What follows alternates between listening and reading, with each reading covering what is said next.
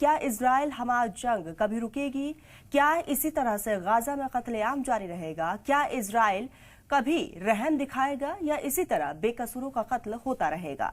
Hamas के नाम पर पूरे गाजा को अपने कंट्रोल में करने का ऐलान करने वाले इजरायली पीएम बेंजामिन नेतन्याहू से वर्ल्ड हेल्थ ऑर्गेनाइजेशन के चीफ ने जज्बाती अपील की है। WHO के चीफ इजराइल और गाजा की जंग को लेकर जज्बाती हो गए।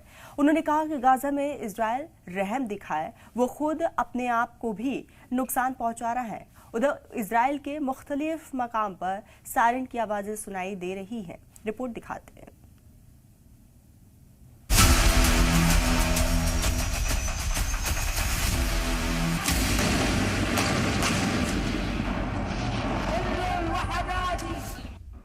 यमन और इजराइल के बीच जंग जारी है। कभी यमन तो कभी इजराइल एक दूसरे पर मिसाइल दाग रहा है। आए दिन इजराइल के मुख्तलिफ इलाकों में जंग के सायरन सुनाई देते हैं। इजरायली फौज ने आज दावा किया है कि उसने यमन की तरफ से आने वाले मिसाइल को तबाह कर दिया है।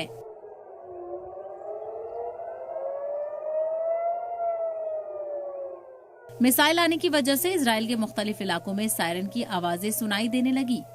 IDF तमाम मिसाइल को मार गिराने का दावा कर रहा है। ये अलग बात है कि हुसियों ने अभी तक इस हमले की जिम्मेदारी कबूल नहीं की है। अगरचे हुसियों ने अमेरिकी जहाजों पर हमले से रोकने पर इत्तेफाक किया है, लेकिन हुसी जंगजू इजराइल पर मुस्तकिल मिसाइल दाग रहे हैं। हुसियों का मानना है कि वो गाजा के साथ यकजहती पेश करने के लिए इजराइल पर मिसाइल दागता रहेगा।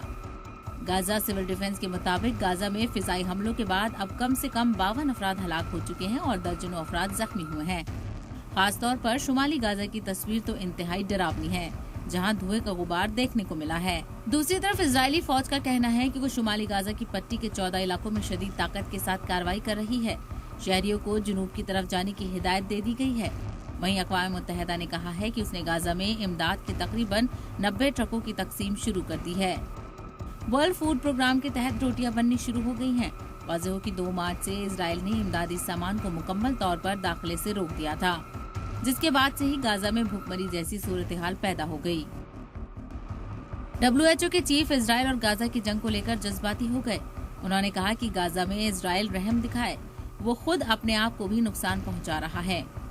उन्होंने आगे कहा कि ये जंग किसी मसले का मुकम्मल हल नहीं है। वहीं सीज फायर की बात करें तो कतर में चल रही बातचीत नाकाम साबित हुई। इजराइल का डेलीगेशन वापस लौट आया है। ऐसे में सवाल पैदा होता है कि क्या कभी गाजा में कत्लेआम रुकेगा? ब्यूरो रिपोर्ट, सलाम TV।